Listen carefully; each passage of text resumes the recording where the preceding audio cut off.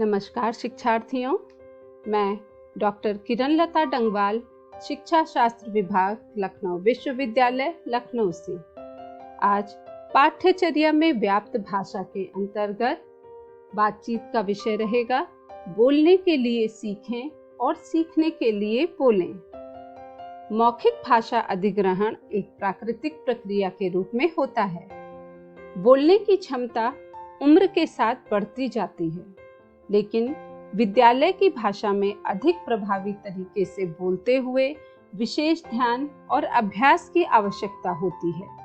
भाषा की क्षमता प्रवाह, स्पष्टता और संवेदनशीलता पर निर्भर करती है, जो कि समय के साथ साथ बढ़ती जाती है। तो आइए प्रस्तुत है बोलने के लिए सीखें और सीखने के लिए बोलें के विषय में आगे की चर्चा।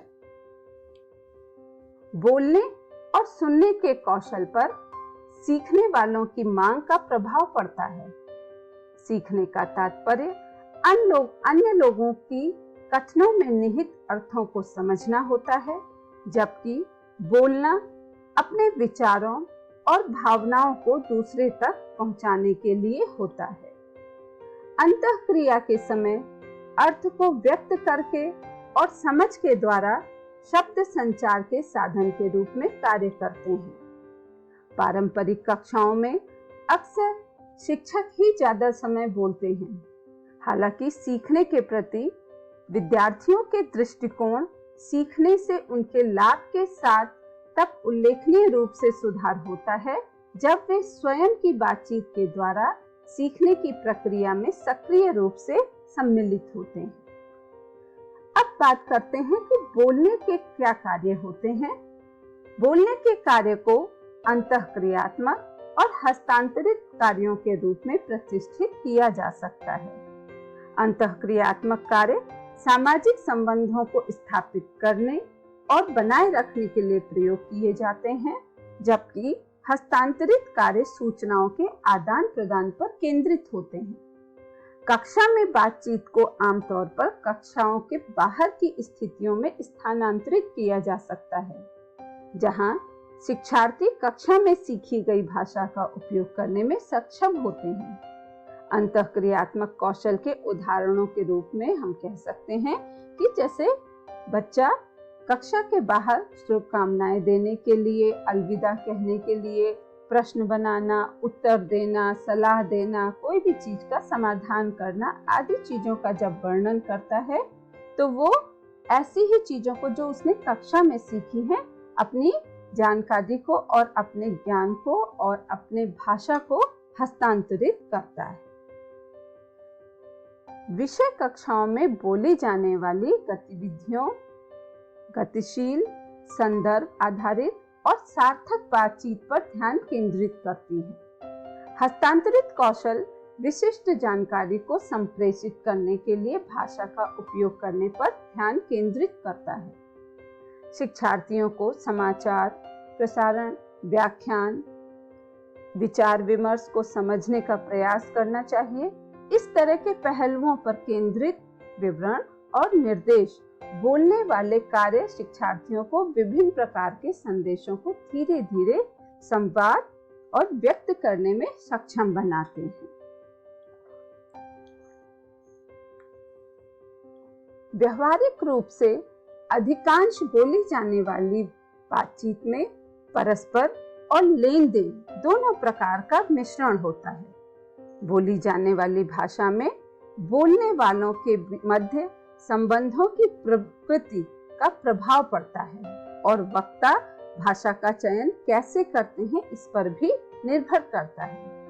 वक्ता की भाषा सामाजिक शक्ति, स्थिति या विशेषज्ञता, भावनात्मक दूरी या निकटता और उनके संपर्क बनाए रखने की सीमा से प्रभावित होते हैं।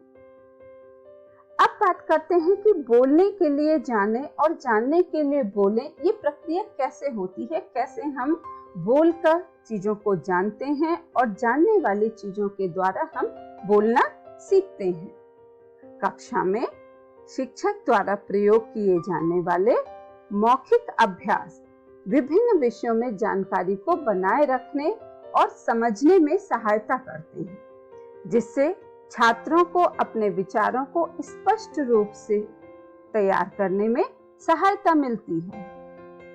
छात्र उन्हें प्रस्तुत करते हैं और वे जानते हैं कि उनके लिए स्वयं का मूल्यांकन हम कैसे करें। इस प्रक्रिया में विद्यार्थियों को आयोजन, विश्लेषण, तर्क और महत्वपूर्ण सोच के कौशल को विकसित करने और प्रदर्शित करने का अवसर भी मिलता है। विभिन्न प्रकारों के मौखिक अभ्यास और जो विभिन्न असाइनमेंट के साथ होते हैं, वो भी छात्र विभिन्न विषयों में की तरफ उनको गहरी समझ की ओर बढ़ते हैं। सीखने के लिए बोलना एक महत्वपूर्ण शिक्षण लक्ष्य है, लेकिन बोलना सीखना एक समान रूप से महत्वपूर्ण शिक्षण उद्देश्य है। बोलने के माध्यम से राय व्यक्त की जाती है, तर्क दिए जाते हैं, स्पष्टीकरण प्रस्तुत किए जाते हैं और सूचना प्रसारित की जाती है। अच्छी तरह से बोलने में सक्षम होना एक कौशल है जो विद्यार्थियों को व्यक्तिगत जीवन, कार्यस्थल और सामाजिक संपर्क व अपने जीवन के अन्य भागों के लिए भी अच्छी प्रकार से तैयार करता है। पढ़ना और लिखना मौखिक भाषा की नींव होती हैं। ध्वनियों के संगठन और उसके उपयोग को पूर्व स्कूली वर्षों में विकसित किया जाता है। मौखिक भाषा लिखित शब्दों को पहचानने या उच्चारण करने के लिए सीखने की नींव होती है। मौखिक भाषा भी पढ़ने की समझ से संबंधित होती है, क्योंकि मौखिक भाषा और पढ़ने की समझ में कई कारक आम होते हैं।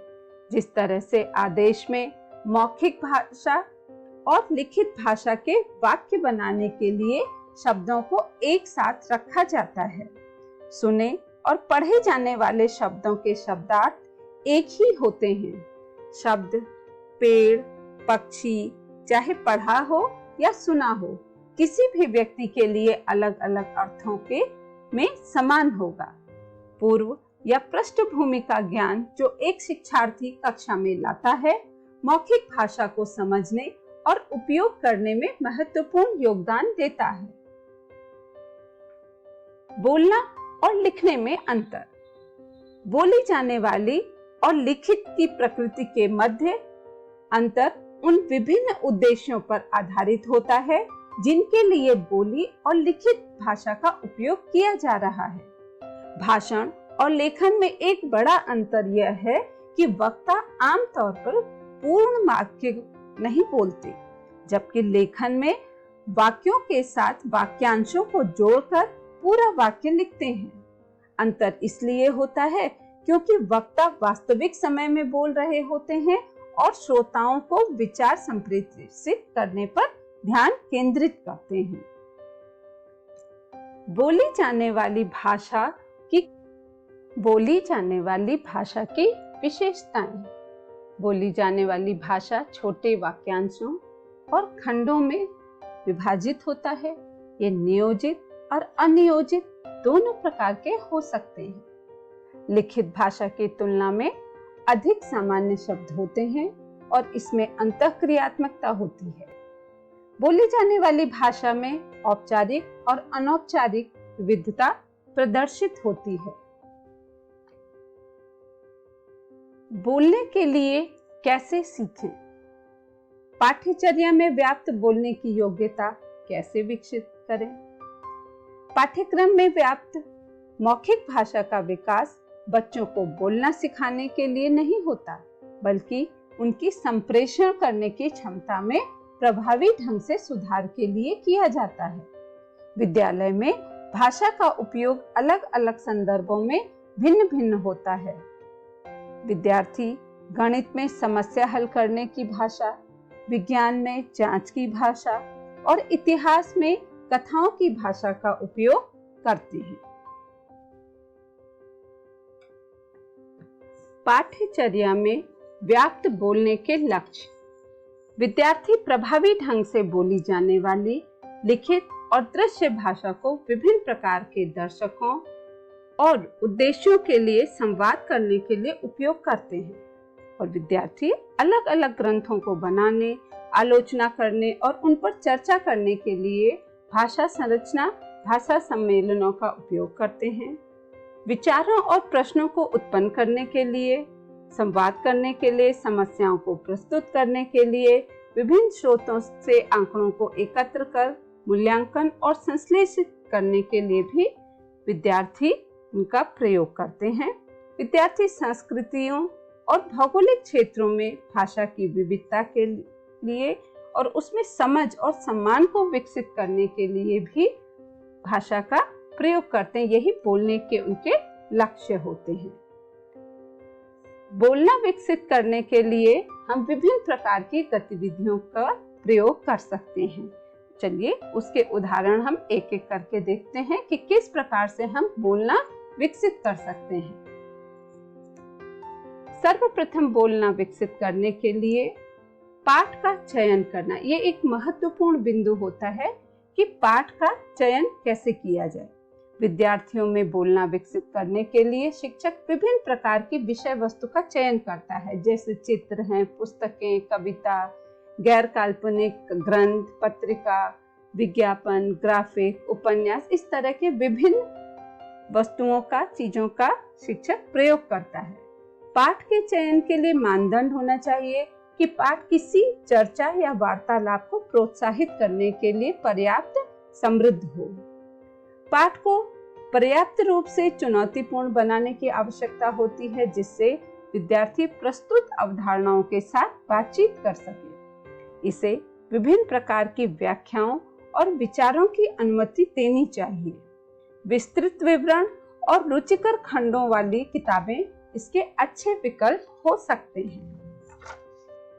विद्यार्थियों को स्वयं को उचित रूप से व्यक्त करने में सहायता करने के लिए उन्हें अपने साथियों के साथ अपने विचारों को साझा करने का अवसर दिया जाता है।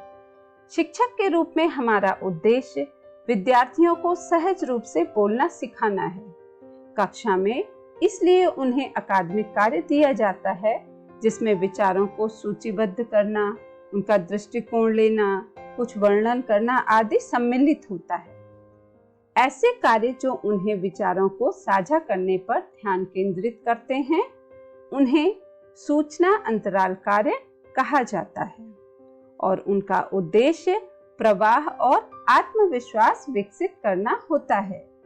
ये रणनीतियां पूरे पाठ्यक्रम में विद्यार्थियों के शैक्षणिक कौशल को विकसित करने में सहायता करती हैं, क्योंकि वे विषय विशिष्ट भाषा का उपयोग करना सीखते हैं और स्वयं को व्याकरणिक रूप से व्यक्त करते हैं।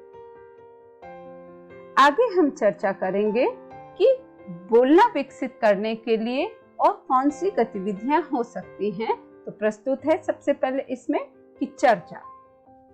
शिक्षक विद्यार्थियों को एक पाठ में प्रस्तुत विचारों पर विचार करने, अपने स्वयं के विचारों को साझा करने और दूसरों के द्वारा योगदान किए गए विचारों को साझा करने में सक्षम करने के लिए चर्चा कौशल का उपयोग करता है। शिक्षक नए ज्ञान को पृष्ठभूमि ज्ञान से जोड़ सकते हैं और मुख्य शब्दों और वाक्यांशों पर जोर देकर सरल शब्दावली या व्याकरण का उपयोग कर दोहराव के माध्यम से, समानार्थक शब्द, विलोम के उपयोग से और अनुकरण के माध्यम से बालक को बोलना सिखाते हैं। तो इस प्रकार से हम चर्चा के द्वारा विद्यार्थियों को बोलना सिखा सकते हैं। इसी प्रकार से संवाद के द्वारा भी हम विद्यार्थियों को बोलना सिखाते हैं। पाठ की उच्च स्तरीय समझ के लिए पढ़ने और बोलने के लिए विद्यार्थियों के दृष्टिकोण में सुधार करने के लिए वार्तालाप या संवाद उपयोग किया जाता है। शिक्षक बड़ा प्रश्न या व्याख्यात्मक संकेत देकर चर्चा प्रारंभ करता है। कक्षा एक वार्तालाप में प्रवेश करती है और धीरे धीरे विद्यार्थी संवाद की सामग्री और दिशा को आकार देकर अपनी चर्चा को आगे बढ़ाते हैं। कौन, कब, कैसे, कितनी देर चर्चा करेगा, बातचीत करेगा, संवाद करेगा, इसके विषय में शिक्षक निर्णय लेता है। शिक्षक वार्तालाप को संक्षेप में प्रस्तुत करता है और निष्कर्ष निकालता है और अगली बातचीत के लिए लक्ष्य स्थापित करता है। ऐसा करने के लिए वह विद्यार्थियों की समय समय पर सहायता करता रहता है। इसी प्रकार से बोलना सिखाने के लिए कथा कौशल का प्रयोग भी एक महत्वपूर्ण गतिविधि है, जिसका प्रयोग एक शिक्षक करता है। मुख्यतः वह कक्षा में कहानी के माध्यम से, साहित्य में, ऐतिहासिक घटनाओं के वर्णन में, इस प्रकार से विभिन्न विषयों में विभिन्न प्रकार से इस कौशल का प्रयोग करके शिक्षक उसको बोलना सिखाता है। अंग्रेजी, विज्ञान, पर्यावरण अध्ययन या भूगोल के अतिरिक्त अन्य विषयों का अध्ययन करते समय विद्यार्थियों को नियमित रूप से विषय विशिष्ट शब्दावली और चित्रों का उपयोग करके अवधारणाओं को सीखने और परिभाषित करने की आवश्यकता होती है। ये शैक्षणिक अभ्यास न केवल स्कूल स्तर पर बल्कि उच्च स्तर पर भी प्रासंगिक है। अतः विद्यार्थियों को अच्छा बोलना सिखाने के लिए चित्रण का प्रयोग लाभकारी होता है। इसके अतिरिक्त और भी कुछ गतिविधियां हैं जिसके माध्यम से विद्यार्थियों को हम बोलना सिखा सकते हैं, जैसे कि सीखने के लिए बातचीत करना। साक्षरता और गणना के सीमित कौशलों वाले नन्हे विद्यार्थी भी उच्चतर श्रेणी के चिंतन कौशलों का प्रदर्शन कर सकते हैं, बशर्ते उन्हें दिया जाने वाला कार्य उनके पहले के अनुभव पर आधारित हो और आनंदप्रद हो। उदाहरण के लिए विद्यार्थी तस्वीरों का, चित्रों का आरेखण, वास्तविक वस्तुओं से किसी कहानी, पशु या आकृति के विषय में पूर्व अनुमान लगा सकते हैं। विद्यार्थी भूमिका निभाते समय कठपुतली या पात्र की समस्याओं के विषय में सुझावों और संभावित समाधानों को सूचीबद्ध कर सकते हैं। इस प्रकार से विद्यार्थियों को सीखना सिखाने के लिए या बोलना सिखाने के लिए उनसे हम बातचीत कर सकते हैं, जो उनकी भाषा को सुधारता है, वह उनको बोलना सिखाता है। इसी प्रकार से छात्रों को बातचीत में संकेत के रूप में चित्रों का उपयोग करना। उदाहरण स्वरूप कक्षा में विद्यार्थियों को बोलना सिखाने के लिए हम एक चित्र प्रस्तुत कर सकते हैं और फिर उस चित्र के माध्यम से उससे कई प्रश्न पूछकर हम उसको बोलना सिखाते हैं। उदाहरण स्वरूप, यह चित्र किसका है? आपको चित्र में क्या दिखाई दे रहा है? इस चित्र में लोग क्या कर रहे हैं? क्या आप बता सकते हैं कि ये लोग क्या संदेश देना चाह रहे हैं इस चित्र के माध्यम से? और इस चित्र में का जो एक भाग है वो आपको कौन सा पसंद आया? तो इस प्रकार के विभिन्न प्रश्नों को करते हुए हम उनको बोलना सिखा सकते हैं। इसी प्रकार से हम उन्हें चित्र पर आधारित सामूहिक चर्चा में सम्मिलित करके उनको बोलना सिखा सकते हैं। जैसे कि आपके समक्ष यह प्रस्तुत चित्र, इसको हम विद्यार्थियों को दिखाएंगे और उनको कहेंगे आप समूह में इस पर चर्चा करिए, और बीच बीच में एक शिक्षक के द्वारा उनसे प्रश्न भी पूछे जा सकते हैं और प्रश्नों के विभिन्न प्रकारों का भी प्रयोग कर सकता है शिक्षक, जैसे वर्णनात्मक प्रश्न है, तार्किक प्रश्न है, अनुमान के प्रश्न है। तो इस तरह के विभिन्न प्रश्नों के द्वारा आपस में सामूहिक चर्चा के द्वारा भी विद्यार्थियों को बोलना सिखाया जाता है। इसके अतिरिक्त विद्यार्थियों को चित्रों से, जो चित्र उनको दिखाए जा रहे हैं वो उनके अपने निजी अनुभवों से जब हम जोड़ देते हैं तो भी बच्चों को बोलना सिखा सकते हैं। जैसे प्रस्तुत चित्र में एक हम अच्छा सा कोई अनुभव, उनके पूर्व अनुभव को उनसे पूछें कि इस चित्र में क्या कभी आपने ऐसा महसूस किया है, या ऐसी जगह पे आप गए हैं, या आपको इसमें से कौन सा खेल पसंद आता है। तो इस प्रकार से उनके निजी अनुभवों से इन चित्रों को जोड़कर उनको हम बोलना सिखा सकते हैं। अब प्रस्तुत में चित्र में आप देख सकते हैं कि कुछ चित्र यहाँ पे जैसे दिए हुए हैं। अब बालकों को हम कह सकते हैं कि इस चित्र में आप देखिए और एक छोटी सी कहानी बनाइए। इन चित्रों से संबंधित एक कहानी बनाकर आप उसको प्रस्तुत करिए। आप अपनी इच्छा के अनुसार छोटी कहानी, बड़ी कहानी कैसे भी बना सकते हैं, उसको संवाद रूप में भी प्रस्तुत कर सकते हैं, अपने सहपाठी को भी सुना सकते हैं।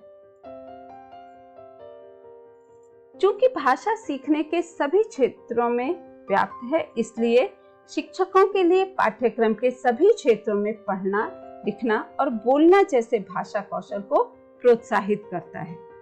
भाषण केवल बोलने और सरल संचार के विषय में नहीं है, बल्कि इसमें सोच, ज्ञान और कौशल भी सम्मिलित होता है। मौखिक भाषण विभिन्न उद्देश्यों के लिए बोलने और सुनने की एक संवादात्मक प्रक्रिया है। संवाद करने के लिए, सीखने के लिए और समाजीकरण के लिए।